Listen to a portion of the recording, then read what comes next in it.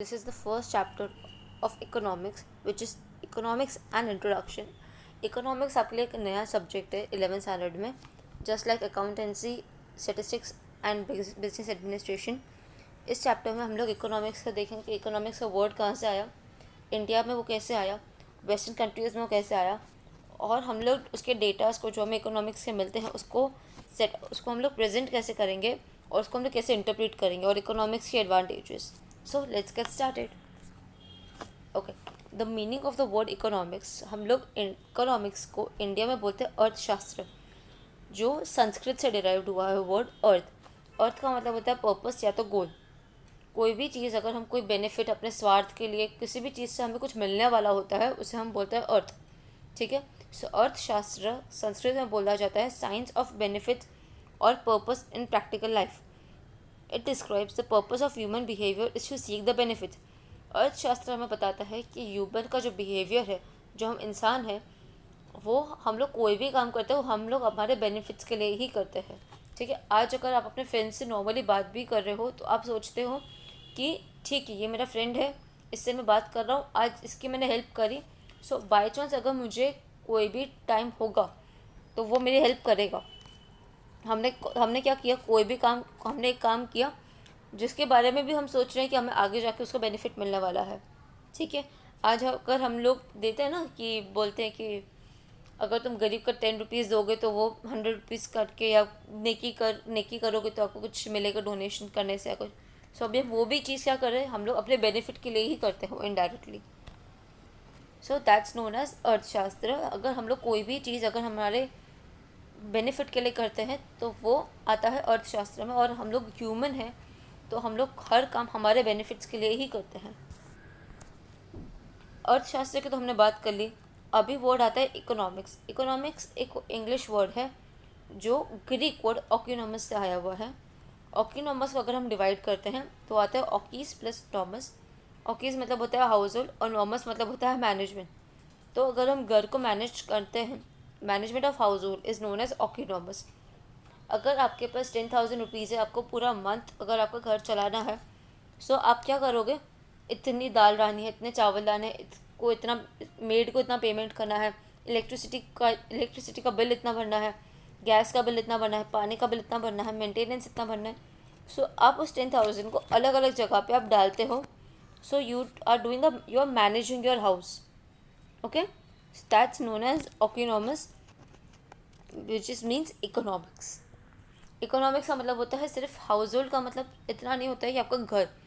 Economics में हम लोग हमारी फैक्ट्री को मैनेज करना देखेंगे, हम लोग हमारे अलग अलग फैक्ट्री के ब्रांचेस को मैनेज करना देखेंगे, हम लोग हमारी पूरी सिटी को मैनेज करना देखेंगे, हमारे लोग हमारे पूरे इंडिया को, हमारी पूरी कंट्री को मैनेज करना देखेंगे, यहाँ तक कि हम लोग पूरे वर्ल्ड को मैनेज करना भी हम लोग इस इकोनॉमिक्स में ही देखते हैं. इकोनॉमिक्स इंडिया में कैसे आया, इंडिया में हम लोग क्या सोचते हैं इकोनॉमिक्स के बारे में.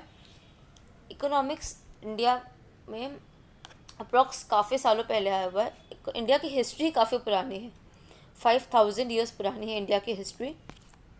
सो इस इंडिया की हिस्ट्री जो 5,000 ईयर्स पुरानी है, उसमें हमें बहुत कुछ बताते हैं. उसी में हमें बताया है कि हमें हमारी लाइफ कैसे जीनी चाहिए, अ वे ऑफ लाइफ. हमारी लाइफ हमें कैसे जीनी चाहिए, हमारी लाइफ में मेनली क्या क्या इम्पोर्टेंट होता है. इस चीज़ से अगर हमें देखते हैं हमारे लाइफ का क्या पर्पस होता है, सो 4 पुरुषार्थ आते हैं: धर्म, अर्थ, काम एंड मोक्ष.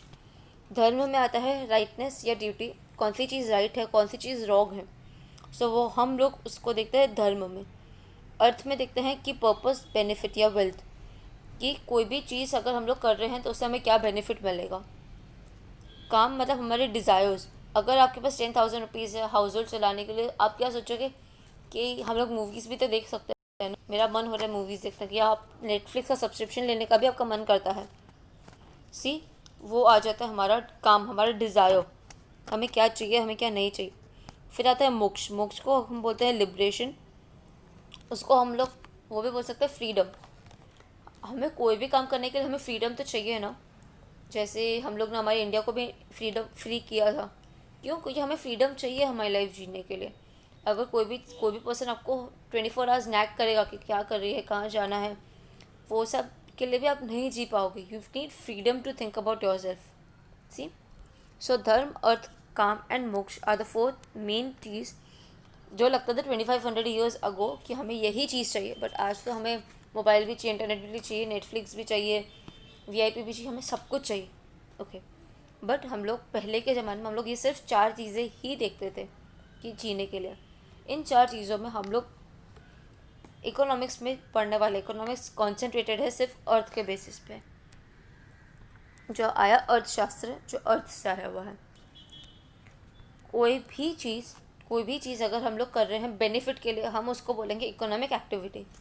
2500 ईयर्स को कौटिल्य ने, मतलब जिसे हम बोलते हैं चाणक्य, उसने बुक लिखी थी अर्थशास्त्र, जिसमें हमें इकोनॉमिक एक्टिविटी जो होती है स्टेट और सोसाइटी में क्या पर्पस से होती है उसके अंदर हमें बताया गया था।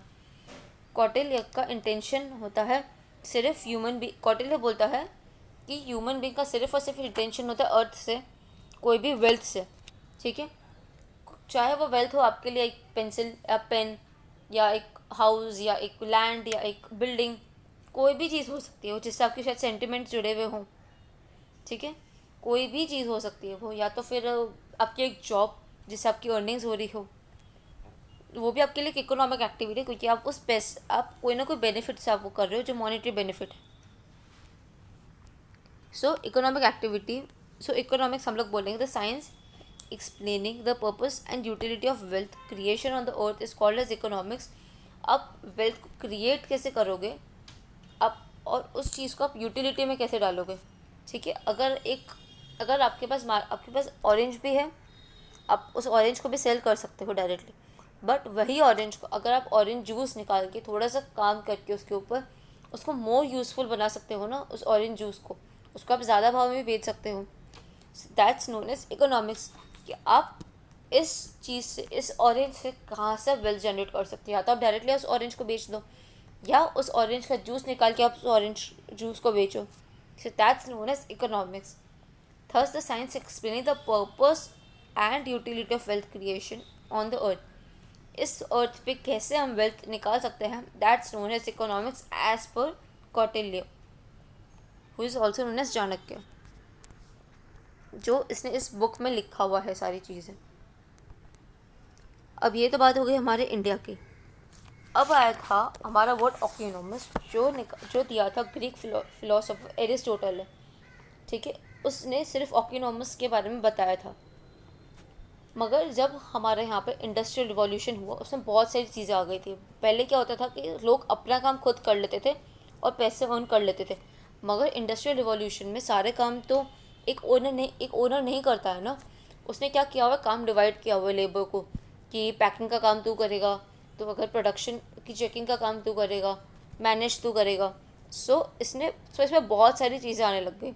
उसके बाद एडम स्मिथ आया इस पिक्चर में, जिसने सारी चीज़ों को बताया हुआ है इस बुक में, जिस बुक का नाम है an inquiry to the nature and causes of wealth of nations. ये बुक आई थी 1776 में, जिसने लिखा था एडम स्मिथ ने, जो बुक पॉपुलरली नोन है हमें वेल्थ ऑफ नेशंस के हिसाब से। इसके हिसाब से economics is the study of nature and causes of wealth of nation. इसमें बताया जाता है कि नेचर क्या है प्रॉपरली, और उसमें से वेल्थ कहाँ से आ सकती है नेशन के लिए, ठीक है। इसमें एडम स्मिथ ने क्या किया था कि सोशल साइंस को, जो हमारे इकोनॉमिक्स को हम लोग सिर्फ नॉर्मली पढ़ रहे थे, बट उसने एक अलग से उसके लिए ब्रांच क्रिएट करी और इसको साइंटिफिकली स्टडी किया, साइंटिफिक मेथोडोलॉजी के साथ उसने स्टडी किया था। इसके लिए हम उसको बोलते हैं फादर ऑफ इकोनॉमिक्स, क्योंकि इसने इकोनॉमिक्स को एक अलग ही रूप दे दिया था साइंस के साथ जोड़ के।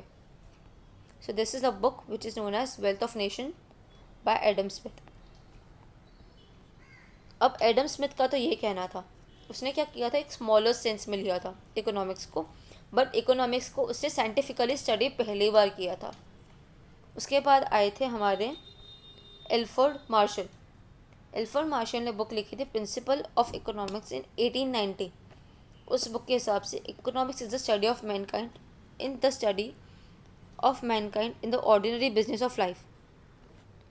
इसके हिसाब से, इस डेफिनेशन के हिसाब से, economics as the study of every kind of activity of human being and seeks to explain how well-being is to attend from material consumption. ठीक है, इसमें सिर्फ इसने कंजम्पशन पैटर्न बताया हुआ है इंसान का। अभी इसने सिर्फ बताया है कि कंज्यूम कैसे करेगा कोई भी इंसान। ठीक है, इस अगर 100 रुपये है तो 100 रुपये को कहाँ कहाँ पे डालोगे कंज्यूम करने के लिए। ठीक है, 100 रुपये को आप 50 रुपये के लिए 50 रुपये की दाल लेके आ जाओगे, 50 रुपये के चावल लेके आ जाओगे। इसमें आपने क्या किया, सिर्फ कंज्यूम करने के लिए देखा, उसमें आपने वेल्थ जनरेशन नहीं देखी थी। इस बुक में सिर्फ और सिर्फ इसने क्या दिखाया था कि लोग कहाँ कहाँ से चीज़ें कंज्यूम कर रहे हैं, मटेरियल, मगर इसमें से कैसे पैसे निकाल सकते हैं वो इसने इसमें नहीं बताया था इस बुक के हिसाब से। इसके लिए इसकी डेफिनेशन का ये एक लिमिटेशन था, क्योंकि वो सिर्फ और सिर्फ मटेरियल कहाँ से कंज्यूम कर सकते हैं, मटेरियल जो कंज्यूम हो रहे, कंजम्पशन पैटर्न क्या है एक इंसान की, वही बता रहा था। कि ठीक है कि गर्मी है तो गर्मी में स्लीवलेस क्लोथ्स ज़्यादा सेल होंगे, अगर ठंडी है तो ठंडी में हीटर सेल होंगे या स्वेटर सेल होंगे। So that's only the consumption pattern. पैसे कहाँ से जनरेट होंगे, लोग अपने अपने रिसोर्सेज कहाँ पे लगाएंगे, वो चीज़ें इसमें नहीं आ रही थी। इसके लिए हमारे पास पिक्चर में आया लियोनल रॉबिन्स। इसने बुक लिखी थी nature of significance of economics in 1931, जो काफ़ी लेटेस्ट है। 1931 ऑब्वियसली 1890 से तो लेटेस्ट ही है। इसने लिखा था economics is the science which studies the human behaviour as a relationship between the ends in scarce which have alternate uses.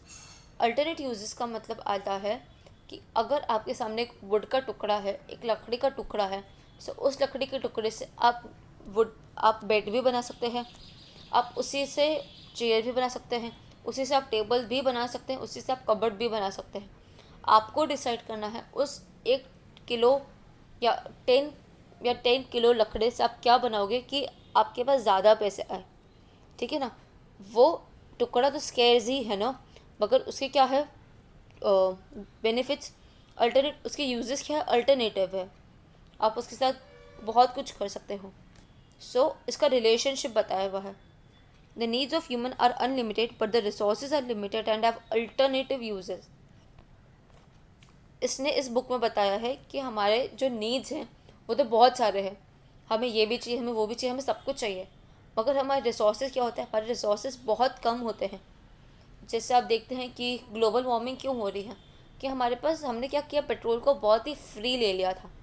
हमारे जो फ्यूल है, हमारी जो बहुत सारी चीज़ें हैं, हमने नॉन पेरिशेबल गुड्स हमने उसको बहुत फ्रीली ले लिया था।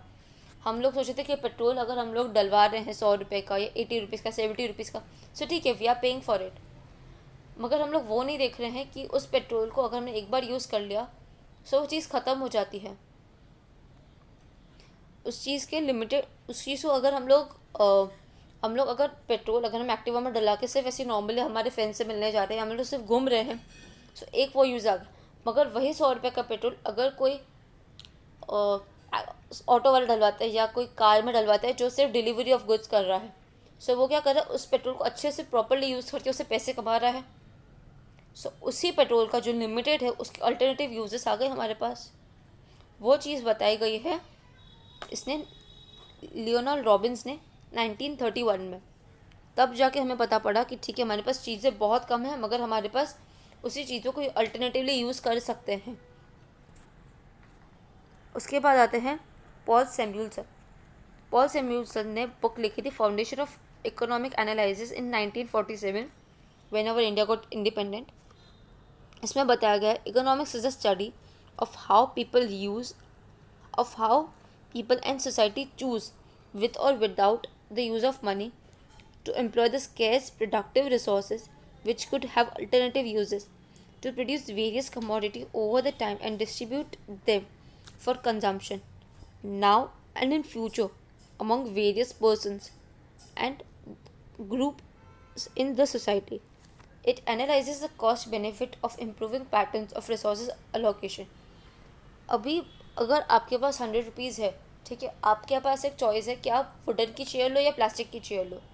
आपको पता है कि वुडन की चेयर्स ज़्यादा चलती है, ठीक है, प्लास्टिक की चेयर्स आप कहीं पे भी पटकोगे तो वो नहीं चल पाएगी।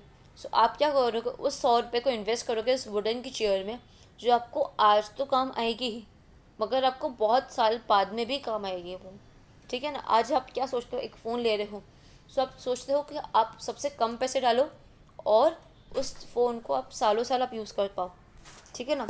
Smart updated version of RAMs, updated version of Android, और सारी चीज़ आप चेक करते हो कि उसकी बैटरी लाइफ कितनी है, उस पर ऐप्स कितने सपोर्ट कर सकते हो उसके। आप उसी चीज़ को क्या करो, आप उसी 17,000 या उसी 15,000 के बजट को आप ऐसी जगह पे यूज़ कर रहे हो जहाँ पे आपको बहुत सारे बेनिफिट्स मिल पाए। आज ही नहीं, आप सोचते हैं कि 3 साल भी अगर ये फ़ोन चल जाए तो आपके 17,000 आपकी यूज़फुल है। तो आपने आज का तो सोचा ही सोचा, बट आपने फ्यूचर का भी सोचा इसमें। So that's how economics do, that's how economic works, to employ the scarce productive resources, ठीक है। आपके पास पैसे तो लिमिटेड ही है ना, आपके पास पैसे तो 15,000 ही, ऐसा तो नहीं कि आज 15,000 मिले फ़ोन के लिए, वापस 1 महीने बाद फ़ोन के लिए 15,000 मिल जाएंगे, नहीं। आप उस 15,000 को ऐसे अलॉकेट करोगे कि आपको आज ही नहीं, आपको फ्यूचर में भी काम आए, ठीक है। अब आपके पास ये भी चॉइस है कि आप सिर्फ 10,000 का फ़ोन लो, बाकी 5,000 आप म्यूचुअल फंड्स में इन्वेस्ट कर दो कि बाद में आपको बेनिफिट्स मिलते रहे। सो that's how Paul Samuelson gives the definition of economics, ठीक है, जो आपकी कंजम्पशन पैटर्न के बारे में बताता है। अभी हमने जो भी सारी डेफिनेशंस देखी उसमें मेन पॉइंट क्या आया हुआ है कि इकोनॉमिक्स मेनली क्या करता है कि ह्यूमन के बिहेवियर को स्टडी करता है। आज अगर मैं 15,000 है मेरे पास, तो मैं 15,000 का बजट है मेरे फ़ोन का, तो मैं 10,000 का फ़ोन लेके 5,000 इन्वेस्ट कर दूँगी। वही अगर दूसरा पर्सन है, वो क्या सोचेगा कि 15,000 का मैं सिर्फ ऐसा आईफोन ले लूँ कि जो सिर्फ मेरे 1 साल चल जाएगा। या दूसरा पर्सन क्या सोचेगा कि मैं सिर्फ पूरे के पूरे 15,000 मैं म्यूचुअल फंड्स में इन्वेस्ट कर दूँ जो बाद में मुझे इनकम देगा।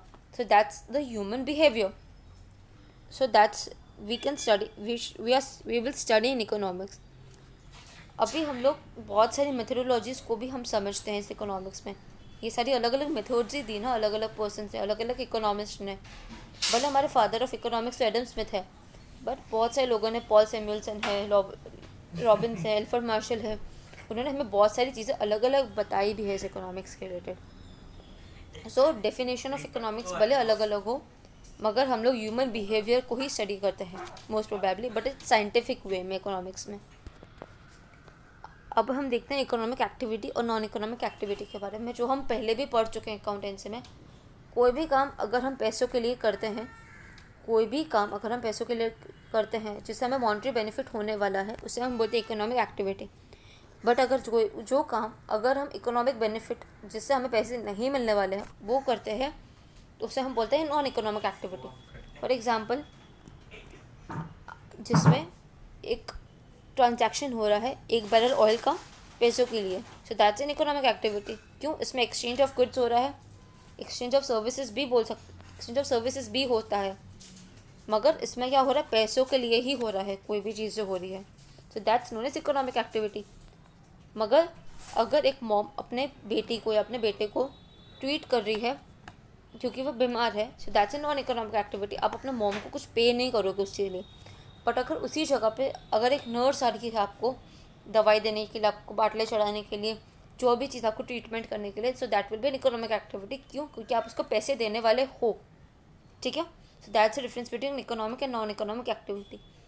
इकोनॉमिक एक्टिविटी ऐसा भी बोल सकते हो कि अगर आप एक रेस्टोरेंट में जा रहे हो खाना खाने, ठीक है, आप एक पानी पूरी वाले के पास पानी पूरी खाने जा रहे हो, दैट्स एन इकोनॉमिक एक्टिविटी। क्यों? आप उसको पैसे दे के खाओगे ना। बट वही चीज़ अगर आपकी मम्मी बना रही है पानी पूरी, आप वही पानी पूरी घर पे खा रहे हो, that's a non economic activity. आप फिर ना अपनी मम्मी को पे करोगे, भले आपकी मम्मी ने पैसे दे के पूरी लेके आई हो या पानी बनाने के लिए सामान लेके आई हो, so that's a secondary thing. But आप घर पे खाओगे, that's a non economic activity. आपकी मम्मी तो पैसे दे के आपको नहीं खिलाने वाली है ना पानी पूरी। सो that's the difference between economic activity and non economic activity. अभी हम देखते हैं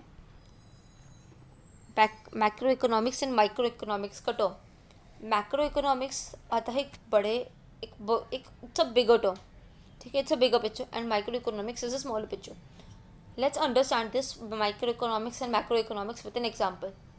अगर आप एक फैक्ट्री है आपके, look this is your factory, ठीक है, उस फैक्ट्री में आप सिर्फ और सिर्फ टूथपेस्ट बनाते हैं, ओके, टूथपेस्ट बनाते हैं, आप उस फैक्ट्री को मैनेज कर रहे हैं, उसके लेबर्स कहाँ से आ रहे हैं, सारी चीज़ें, डिमांड सप्लाई, कितना रिसोर्स आना चाहिए, कितना आप सप्लाई कर रहे हो, कितने में आप सप्लाई कर रहे हो, सो उसको माइक्रो इकोनॉमिक्स बोल सकते हो। मगर वही चीज़ सिर्फ आप एक टूथपेस्ट को आप मैनेज कर रहे हो, उसकी डिमांड एंड सप्लाई को मैनेज कर रहे हो, उसी जगह पे अगर आपके पास टूथपेस्ट भी बना रहे हो, ब्रशेज़ भी बना रहे हो, क्लोथ्स भी बना रहे हो, ठीक है, so you are managing a bigger picture जिसमें बहुत सारी चीज़ें आ जाती हैं, so that will be known as macro economics. आप मैक्रो इकोनॉमिक्स उसके हिसाब से बोल सकते हो कि आपकी अगर एक ब्रांच है उसको आप मैनेज कर रहे हो, उसको हम माइक्रो इकोनॉमिक्स में बोलेंगे। बट मैक्रो इकोनॉमिक्स में अगर बोलोगे आपकी बहुत सारी ब्रांचेस हैं, उसकी आप डिमांड सप्लाई लेबर सब कुछ आप चेक करोगे, so that's will be a macro economics. अगर हम इस पिक्चर में देखें तो एक इंडिविजुअल एक घर को, एक प्रोडक्शन फर्म को अगर कोई संभाल रहा है, so that's a micro economics as per the nation, ठीक है। मगर नेशन की जीडीपी, जीएनपी, सारी सप्लाई, सारे प्रोडक्शन, पॉपुलेशन, पावर्टी, सारी चीज़ें, अनएम्प्लॉयमेंट, वो क्या आ जाएगी मैक्रो इकोनॉमिक्स में। सो that's a difference between micro economics and macro economics. Micro economics सिर्फ हमें स्मॉलर वर्जन पे चीज़ें दिखाती है, बट मैक्रो इकोनॉमिक्स उसकी कॉन्ट्राडिक्शन में हमें एक बड़े चीज़ों पे पिक्चर दिखाती है। आप अगर एक फैक्ट्री चला रहे हो जिसमें सिर्फ आप टूथपेस्ट बना रहे हो, आप सिर्फ अपने ब्रांच संभाल रहे हो, डिमांड सप्लाई सब कुछ, सो दैट्स अ माइक्रो इकोनॉमिक्स। मगर आप 15-20 फैक्ट्री संभाल रहे हो जिसका आप डिमांड सप्लाई सारी चीज़ें आप देख रहे हो, जिसमें बहुत सारे प्रोडक्ट्स भी बन रहे हैं आपके, सो that's a macro economics. Simpler terms में अगर हम लोग ये चीज़ें देख रहे हैं मैक्रो और माइक्रो में, तो अगर हम नेशन वाइड चीज़ें देख रहे हैं तो एक इंडिविजुअल के बारे में अगर हम स्टडी करेंगे, या सिर्फ हम डिमांड एंड सप्लाई के बारे में अगर हम स्टडी करेंगे, या अगर हम सिर्फ किसी के घर के बारे में, या अगर हम किसी के फैक्ट्री के बारे में स्टडी करेंगे, so that will be term as micro economics as per the nation. मगर यही चीज़ें अगर हम नेशन के पॉइंट ऑफ व्यू से, अगर हम सारे पावर्टी, सारे अनएम्प्लॉयमेंट, सारे पॉपुलेशन कितना है, सब कुछ अगर हम स्टडी करेंगे, so that's known as macro economics, ठीक है। I hope you are clear with the terms macro economics and micro economics. अब हम देखेंगे प्रेजेंटेशन ऑफ डेटा। हम लोग इकोनॉमिक्स में डेटास को हम लोग कैसे प्रेजेंट करेंगे, वो चीज़ें हम देखेंगे नेक्स्ट लेक्चर में। So stay connected and I hope you like this video. And अब सारी चीज़ों से, अब सारे के सारे डेफिनेशन से आप क्लियर आउट हो चुके हैं। So I am ending this video over here. In the next video we will continue with the presentation of data of the economics, importance of statistical information, हमारे टाइप के different types of graphs and charts, और हमारे importance of economics. Thank you.